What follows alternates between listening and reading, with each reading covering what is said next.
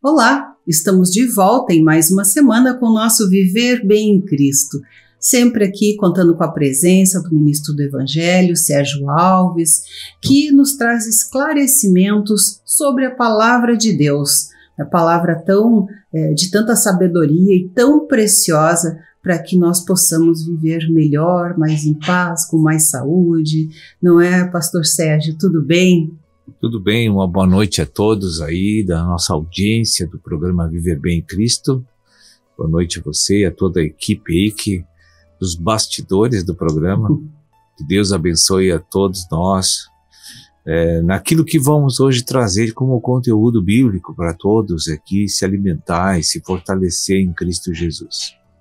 Então, nós estamos aí, com mais uma passagem bíblica que eu gostaria muito de falar, que foi uma passagem que me tocou bastante, assim, porque realmente, nós fazemos isso em contraponto ao que Deus faz para nós, que é no livro de Oséias, no capítulo 11, que fala sobre o amor de Deus e a ingratidão de Israel. Israel hoje, creio que somos nós, a igreja do povo de Deus, enfim, e isso realmente é uma coisa assim que até me deu para perceber assim uma certa tristeza, ao mesmo tempo amor por parte de Deus, um amor incondicional apesar de todas as desfeitas que nós fazemos contra ele. Então que o senhor pudesse comentar sobre esse capítulo 11 de Oséias. Sim. Isso é histórico, Já lá no livro de Gênesis, nos 3 primeiros capítulos, a gente vê a ingratidão do homem. E isso se repete até hoje para com Deus. Veja bem, se a natureza de Deus, o elemento central, o núcleo é o amor. Não tem o que faça mudar esse estado de tratamento que Deus tem com seus filhos que Ele criou, que Ele recriou,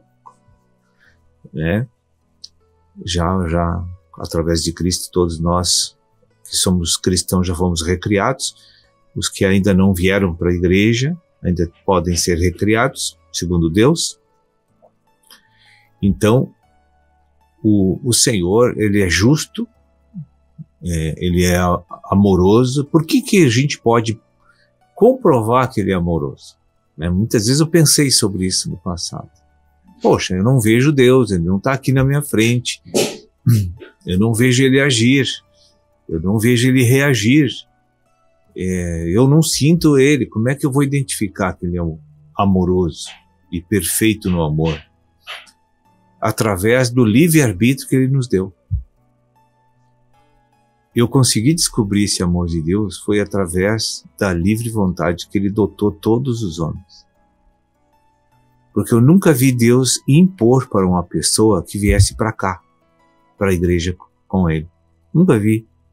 Em 32 anos que eu estou aqui estudando a palavra e analisando o aspecto da relação da igreja com Deus, nunca vi Deus obrigar você a perdoar, você a parar de mentir, para parar de fazer isso ou aquilo. Nunca vi. Eu sempre vejo Deus expondo um padrão de palavras, de leis espirituais que vão te fazer bem se você praticar. Um padrão de comportamento segundo os ensinamentos e a sabedoria de Deus, Isto. Então, isso fez eu entender o grande amor e a perfeição que Ele é. Porque hoje eu estou aqui nele, no Senhor, por causa dele, não é por causa de mim. Foi Ele que me trouxe para cá. Foi Ele que me escolheu. E eu aceitei as suas leis, eu aceitei as ofertas que Ele me fez e eu me inclinei para Ele nesse período. Estou ainda me inclinando para Ele, porque eu sei que Ele não erra, Ele não falha, Ele protege, Ele salva as pessoas, Ele cura as pessoas, E Ele me dá o principal, a livre vontade. Eu tenho o direito de repugnar Ele ou aceitar Ele como meu Senhor e Salvador. Só um Deus de amor poderia ser o único Deus verdadeiro mesmo como ele é. E lá nos primórdios da civilização, quando Deus determinou a primeira lei, olha, se vocês fizerem isso, vai acontecer isso. Se vocês fizerem o que eu não mandei, vai acontecer aquilo. Isso foi exatamente o que o homem fez. O que não era para fazer segundo a lei de Deus. Mas Deus deixou de fazer. Sim, verdade. Mas agora... pode falar. Mas foi uma coisa ruim, ele deveria ter evitado. Não. Dom de liberdade é liberdade. Muitas pessoas se queixam. Por que tu viu que ia me dar mal? Por que não me avisou, Senhor? Mas tu não me perguntou? Não, exatamente. Deus não vai me interferir nem contender com a minha parte intelectual. Ele me deu livre-arbítrio, ele me deu. Inclusive de buscar esse conhecimento, né? Tem pessoas que não querem esse conhecimento e andam à mercê do seu próprio entendimento, né? Da sua visão humana e caída, como eu digo, né? Em detrimento de uma visão elevada, né? Altíssima e, né? Como se diz, onipotente, né? Que é a natureza de Deus, né? O segundo aspecto que eu observo em Deus e que me ajudou a entender a natureza dele, que ele é perfeitamente o amor, foi a paciência que ele teve comigo. Sim, isso deixa bem claro ali no capítulo 11 de Oséias, né? Isto. Como Deus me suporta no erro, na adversidade, e como ele tem paciência, como ele é longânimo, e como ele amorosamente expõe constantemente experiências para mim e como suas verdades para que eu me incline para ele por minha própria decisão. E ele espera. E ele aguarda. Ele nunca me julgou assim e me condenou pelos meus repetidos pecados que depois que eu vim para a igreja ainda cometi. Pois é, até porque a gente continua numa condição humana, né, buscando essa transformação, né, até o entendimento, né, maior das coisas. Imagina que o pastor está dizendo isso e está há 30 e poucos anos, né, buscando, conhecendo, e ainda, né, a gente comete pecados, como o senhor disse, né? Uma coisa é humano, né, não é deliberado, né? Mas são coisas que fazem parte até das emoções humanas, não é? Sim, verdade. O terceiro aspecto que me fez eu entender o amor de Deus foi a fidelidade dele. Fidelidade. Verdade. Eu testei Deus e de tudo que é maneira na palavra para ver se ele era fiel. E ele nunca deixou uma margem de dúvida da sua fidelidade. A quarta coisa que eu provei Deus também foi assim, no aspecto de proteção. Proteção. De quantas coisas ele já me livrou das minhas escolhas erradas. Como ele me protege todos os dias. Eu penso em orar para pedir uma coisa, assim, às vezes aquela coisa já chega sem eu pedir ainda, sabe? Vejo os perigos que tem nos ambientes e nas experiências da minha vida, e ali ele me guardou de todos os males. Até quando às vezes a gente ora pedindo coisas que não serão boas para nós, não é? Segundo, né, ele já sabe, né? E ele também não permite, mesmo que a gente peça, né? Então, nesse sentido, também ele nos livra. Nos protege. Ele não dá antes da hora, ou aquilo que é nocivo ele não vai dar, né? Então, por muitas experiências assim, de fazer teste com as escrituras, que é a verdade, a gente consegue comprovar e aplacar qualquer tipo de ansiedade, dúvida que a gente tem aqui dentro do coração. Porque ele provou que ele não tem outra manifestação para qualquer tipo de pessoa a não ser o amor. Verdade. Aí eu lembro de uma passagem de Jesus Cristo. no momento do caos da sua vida terrena, no momento do intenso sofrimento, além de ele ter uma estabilidade psicológica fantástica, né? Ele manifestou o amor de Deus naquela cruz, antes de morrer. Que aqueles malfeitores, todos ali, e ele clamou ao Pai, pedindo que tivesse misericórdia deles, porque eles não sabiam o que estavam fazendo. Isso é profundo. Isso não é comum. Isso não existe. É muito profundo, é verdade. Existe, mas a gente não vê. É verdade. Coisa incrível aquilo. Aos olhos humanos, sim, né? Que tipo de pessoa, de estrutura de alma que ele tinha, que era capaz de ter, naquele momento de tensão, de sofrimento, de dor, de escárnio, ter aquela serenidade, aquela estabilidade psicológica, emocional, tudo ali, para estar ciente de uma realidade, de que no seu coração não havia revolta, nem ódio, nem sentimento de vingança, nem de reprovação dos atos que estavam cometendo. Mas ele suportou calado. Né? Então, se você quer ver um exemplo prático, real do amor de Deus, esse é o máximo. Né? Verdade. Eu tinha também assim muitas dúvidas em relação a isso, né, de compreender, e acabei, né, depois de estudar muito a Bíblia, né, eu acabei enxergando isso, né, mas é algo que não vem assim tão rápido, não. Bem, pastor, nós vamos fazer um breve intervalinho e já voltamos aqui com o nosso Viver Bem em Cristo. Viver Bem.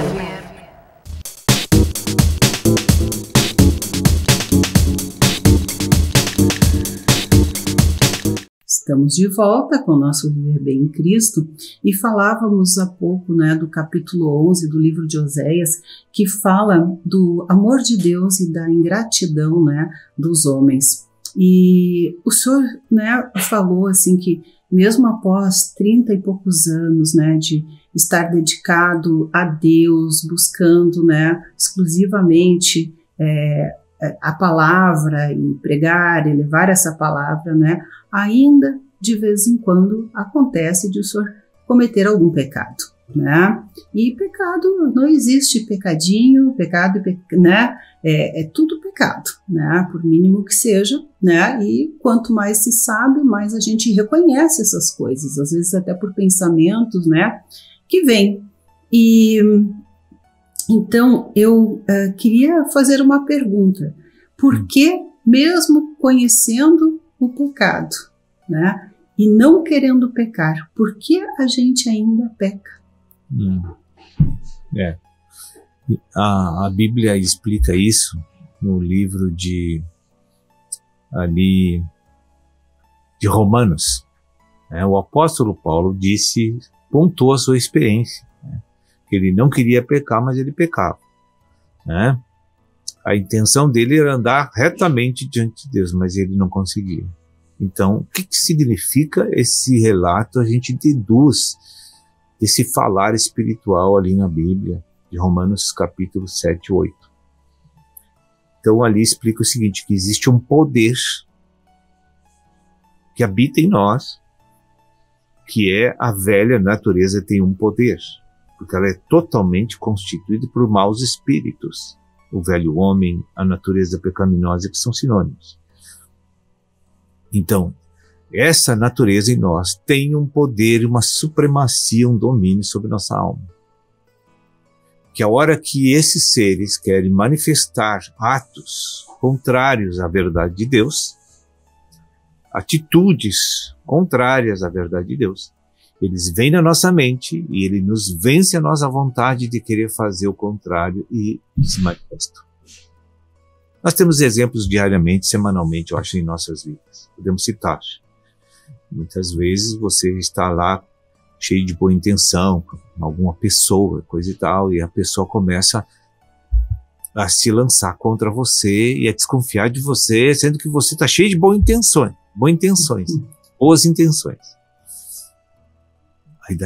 Qual qual é a nossa reação imediata? Ira. Sim. Né? Revolta. Mas estou querendo ajudar essa pessoa, olha o que ela está me dizendo, olha o que ela está falando, olha o que ela está discorrendo, olha o que ela está pensando de mim. Naquele momento em que o meu sangue aquece e sobe para minha face em grande quantidade, e eu fico vermelho, né? Ali está a manifestação de algo que eu não quero, que eu não queria, que contraria Deus, e aquilo é visível experiencialmente, de que não é Deus que está me usando. Né? É um momento que eu começo a julgar pessoas que eu estou observando, às vezes pessoas íntimas, às vezes pessoas da comunidade cristã, pessoas do mundo, muitas vezes a gente começa a julgar pessoas silenciosamente. Aquilo não é uma atitude que vem de uma natureza santa, a qual nós temos, que é do Espírito Santo. Aquilo é a manifestação de um pecado. A Bíblia, quando fala o pecado, fala de Satanás. Esse é o nome dele. A profissão dele é fazer você praticar atos pecaminosos. Os erros, os enganos, as mentiras. Então, o apóstolo disse, olha, tem uma força, uma lei em mim que vem, me vence e sai para fora. Mas é aquilo que eu não quero que aconteça, acontece. Então, o que fazer para mudar para tentar conter isso? Isso aí, Deus tem duas maneiras de conter isso e eliminar de vez. Né? Primeiro, Deus me diz, conheça a verdade. Quando essa verdade entrar na tua mente, no teu coração, ela vai te dar um sistema de mutação de natureza. Porque a minha natureza se forma de acordo com o processamento de informações que chega na minha mente. Então, no momento em que eu não deixo mais, porque eu estou fortalecido de alma e não deixo mais a natureza me vencer, é porque eu me fortaleci com outra natureza que vence aquela antiga. Isso se processa por meio da mente do cristão. Então Jesus disse, tu conhece a verdade é Cristo, é a palavra. E aí a tua alma vai se fortalecer para vencer a natureza maligna que faz você pecar. Então a guerra que existe, né, é entre duas leis, duas naturezas.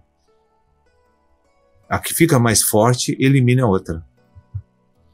Amém? Então, a gente é tripartido, como diz, né? É corpo, alma e espírito. Né? Então, eu creio que a alma fica ali entre os dois, né?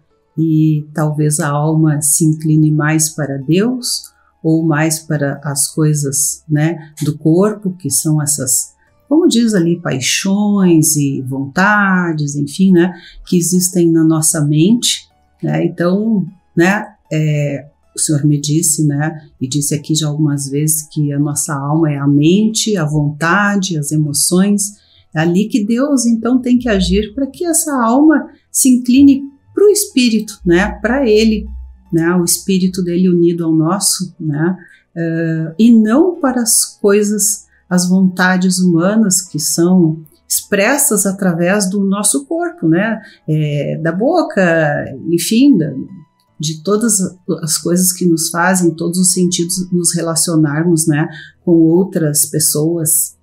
Sim, com certeza. E veja bem, se não trocar a natureza, não tem solução, né? Agora, quando ali no capítulo 11 de Oséias, ali você falou que o povo desgostou Deus. Pecava, traía Deus, né? Então, não mudou muito isso até o dia de hoje.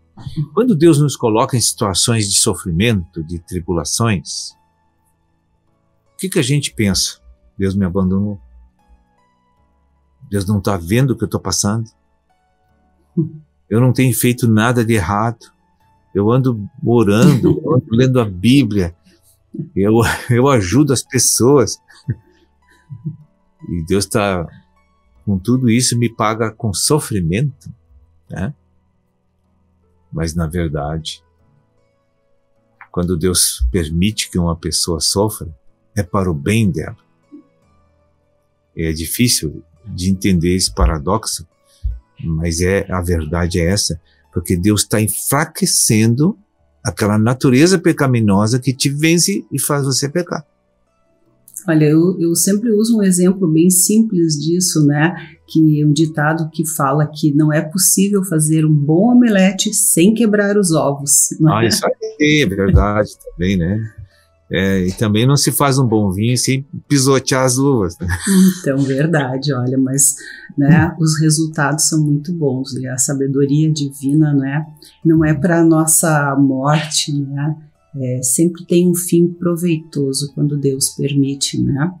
E né, muitas vezes até nem tanto, acho, claro que está tudo no controle dele, mas não por permissão, mas por nossa vontade, pelo nosso livre-arbítrio de né, fazer errado, né? Como uma criança que vai lá, pai diz, não brinca com faca, vai te cortar. Ela vai lá, brinca, se corta, o pai amoroso vai lá, faz curativo, diz, olha, não brinca mais com faca. A criança vai lá, brinca de novo, o pai faz curativo, mas a dor vem, né?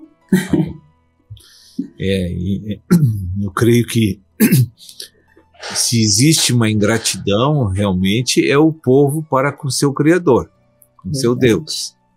Mas de Deus para nós não tem essas manifestações, punições e coisa parecida, né? Castigos, não.